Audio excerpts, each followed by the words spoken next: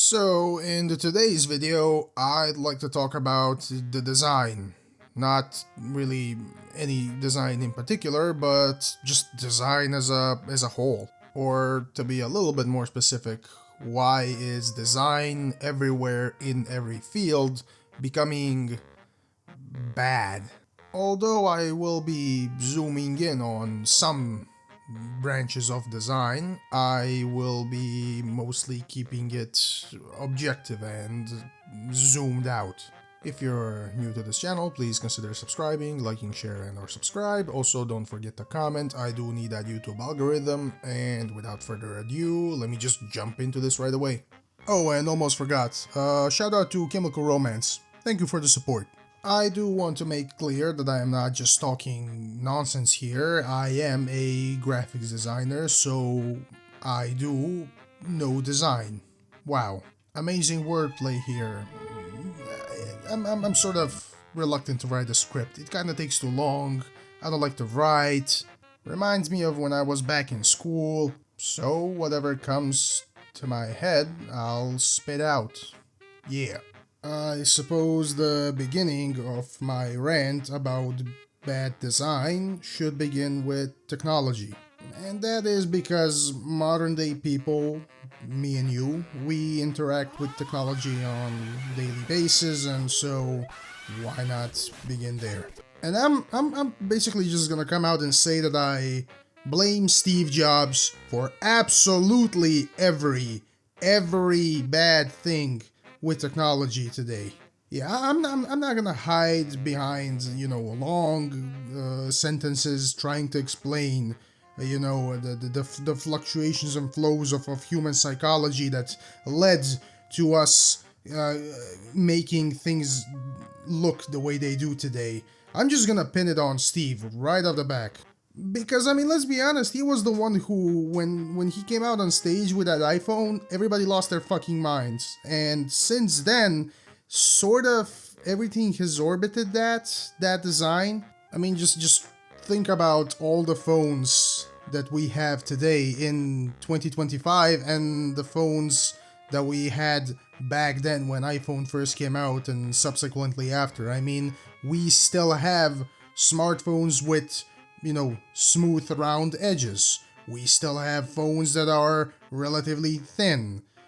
You even have foldable ones. Like, it's almost like there is a slight progression backwards now. And I'm not saying that that's a bad thing, nor do I just want to make it seem like I'm only talking about the phones. Of course, not much has changed in the world of laptops and computers, other than, as far as computers go, getting rid of that big fat back that they used to have. Oh, and of course, you have curved monitors now. Oh, and let's not forget the tablets, of course. Remember in the early 2010s when everybody, and I mean everybody, wanted to have one of these just to show off? I remember, because I remember begging my parents to get me one. All of them seemingly fell out of fashion a few years back. Probably because people realized that you don't actually need just a bigger version of your phone that can't call anyone. I suppose I ought to specify that when I say that I blame Steve Jobs for everything, I don't actually just mean when it comes to the, phones and laptops.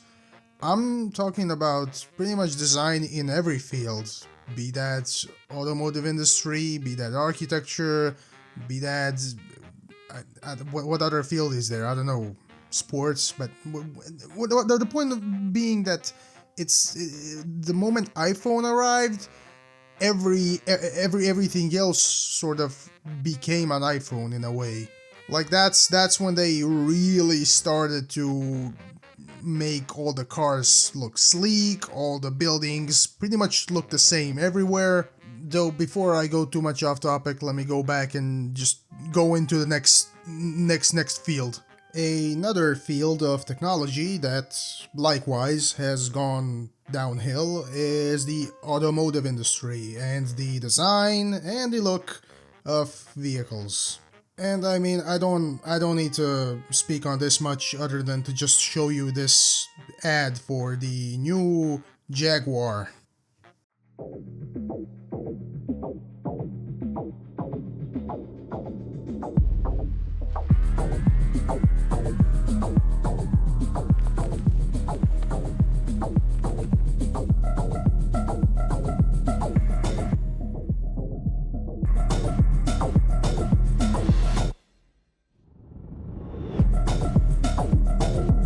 Okay, the ad is too long, but you do get the point. Also, now that I'm mentioning cars, I remember more than 10 years ago when there was big talk about how in just a few years we're gonna have, flying cars and flying vans and shit. And what do we have today that actually flies? That's a car. You have two flying cars made by two different companies, and well, three if you want to count that Tesla that Elon Musk launched into space some years back. So that's three. But all of those concept designs that you used to see, how they're gonna be sleek. They're gonna be able to parallel park by themselves. They're gonna have AI built into them. And I'm not saying that they're not gonna have, but all of that was promised to us by today. We are here today, we do not have any of that. And while there are many reasons for why that is, a broken promise is a broken promise. But hey, one thing that we have achieved when it comes to vehicles, at least the ones that are on the land, are the self-driving ones. Every Tesla and every other car nowadays seems to have some kind of autopilot mode or function on it. There's recently been very big talk of introducing self-driving trucks, at least in the United States. Though I guess this is where I should mention that these self-driving vehicles are still running over people. It's a technicality, but they still look ugly to me. Also, sticking to the vehicles still, when you look at planes, depending on who you ask and which company you look at, they have either gotten better at, staying up in the air, or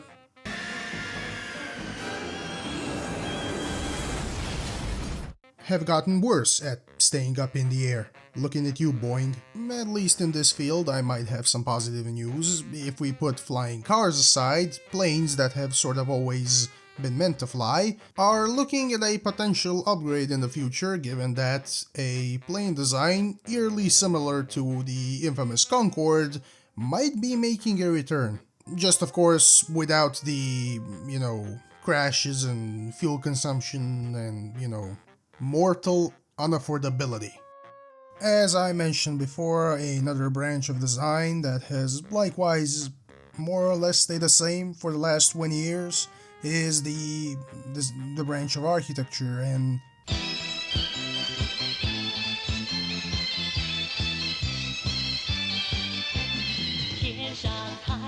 all the buildings nowadays have this weird quasi-Mediterranean design with some, I guess, bricks on the outside, although I don't think those are actual bricks, those are like padding and whatnot. Oh, and let's not forget that they put a lot of greenery around it, like green walls and shit and some wood on the outside. All the bells and whistles to make it look like it's modern and eco and green and, renewable, which none of them really are, but whatever. When it comes to this branch of design, my main complaint is that we should go back to the old, well, not very old, but, let's say Gothic,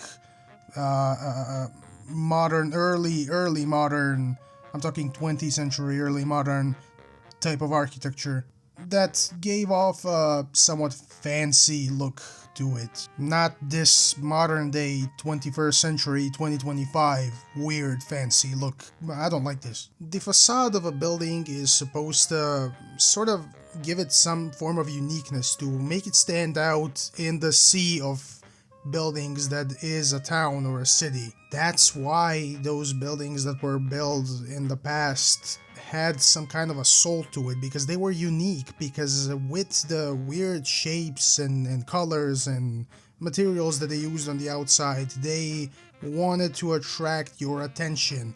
That is not the case today. Again, they have several but not many pretty much default options for how a building's facade is supposed to look like today, and it's boring.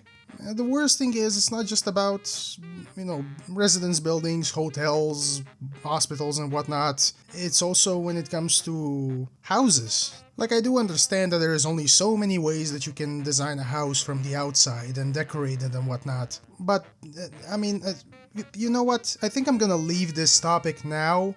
Leave it alone because I just remember that a lot of people today are kind of struggling with home ownership. I don't want to step on too many people's buttons here, potentially including my own somehow. I have shat on millennials in one of my previous shorts, so I don't want to do it too much here. So I think I'm gonna move on. Yeah. Hold up for a second, I gotta go to the bathroom. So good. Uh-oh. All right, boys, get me up to speed. Next topic, fashion. So when it comes to fashion, the situation is kind of odd because to me at least it seems like fashion has gone in two very different, very extreme directions. Like on one hand, you do have people and groups and styles of fashion that still more or less tend to turn towards the traditional purpose of fashion and clothes making and design. They want to design clothes for every occasion and for every kind of aesthetic that you may or may not want to fit in. They understand that fashion is another form of expression, perhaps even a form of speech, and no matter how odd or how off the trail it sometimes seems, do know that it's people like this and brands like this that still, whether you like it or not, or whether you agree with it or not, stick to that original purpose of fashion. That purpose being to isolate and or elevate a certain someone that is wearing a certain something, to signal to everyone around them their status, to communicate to people around and to any pair of eyes that is watching how they want to be perceived. And on the other hand, you have absolute buffoonery. Clothes that look like a bad product of an AI generator, costumes that look like balloons that got twisted by clowns, people exercising tactical street assimilation, whatever the fuck Jaden Smith is doing. And I gotta say that this particular way of fashion has been mostly steered by celebrities and famous people. Because, in between their daily jobs, whatever the fuck they do when they're not acting, singing, or whatever the fuck else they're doing, we do know that they're just mostly bored individuals, high on drugs, potentially mentally ill, and how do you expect them to dress? Some of them may describe what they're doing and or putting on themselves as some form of avant-garde fashion. You know that in the sea of celebrities and famous people, you gotta find a way to stand out, even if it means dressing like a complete idiot. All in order to attract advertisers and more business opportunities. But nah, this is just stupid. While I am certain that a certain amount of these people are dressing like this out of either curiosity or because they do want to attract business opportunity, I don't know how you're doing it with this, but okay. We do know that for hundreds of years now, famous people, whether they are politicians or some kind of performer or entertainer or athlete, do crazy and weird shit like this because they're either bored, mentally ill, or high out of their fucking mind. What do you think the Diddy freak-offs are? They're basically the culmination of all three of these things. And while I'm keeping it at parties and celebrities, let's not forget the Met Gala. Because for years now, people have been saying that this looks like the gathering of the rich from the Hunger Games. And yeah, they're kinda right. But since I am neither Gianni Versace nor Virgil Abloh, I'll just leave this topic and this whole segment of design to people who have greater expertise in it. You can find their videos on YouTube. Feel free to go and check them out.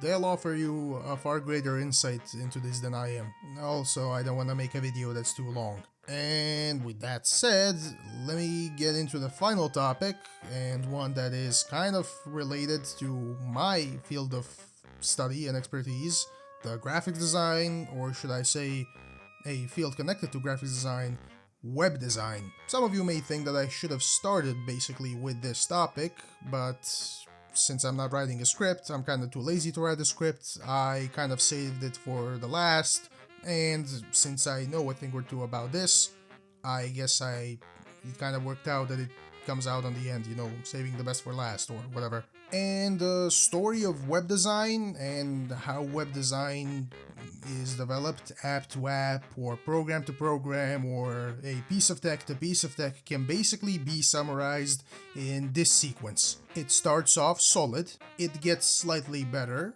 it gets slightly worse, then it gets more worse, it becomes complete shit, and then it becomes slightly better. That, ladies and gentlemen, basically summarizes the whole web design or the process of web design of any piece of digital tech out there. If you want a good example, just look at the program or rather the app on which you're currently watching this video. YouTube. Because YouTube has had a long history of either making things better or worse, depending on the season. Like, it started off as just a place where you post random videos and clips and whatnot. Then more people found out about it, and people also found out a way to monetize off those random clips and videos that they were making. Then YouTube worked a little bit on improving the look of the program and how people interact with the videos and or people that make those videos. Then corporate greed came in and everything went downhill. A bunch of different companies got involved, a bunch of different people decided that they want their cut, a bunch of the different people didn't like the way things were being run. Much like everything else, politics also had to get involved into this, and after some more years of turbulence, here we are. You could basically apply that sequence to any program out there, be that TikTok, Instagram, Facebook, any program or app that you can think of, or rather most of them, you could probably apply that to them, any of the popular ones at least. As soon as a program becomes some kind of a cultural touchstone, everything goes to shit. And I guess that you could say that that's sort of the message that I'm trying to convey here in this video. The sheer force of things that are completely intangible to us but are real sort of forces us into this situation over and over again. And those forces are mostly uncontrolled capitalism, poor human psychology, bad politics, human stupidity, general dysfunction, more human stupidity, natural disasters, cultural differences, more human stupidity, oh, and laziness mixed with human stupidity. And until we do not resolve most, if not all of these problems, we are not going to be able to fix many other problems that are born from these problems that I have just listed, let alone the problem of design. So yeah, basically things are never gonna get good. I hope you enjoyed today's video. If you liked it, please click the like button. If you want to see more videos like this, check out my channel and please subscribe so you can help my algorithm so I can continue to grow and make more videos like this. Hopefully with better organization and hopefully one day with monetization. Don't forget to leave a comment and I'll be seeing you guys in the next video. Bye.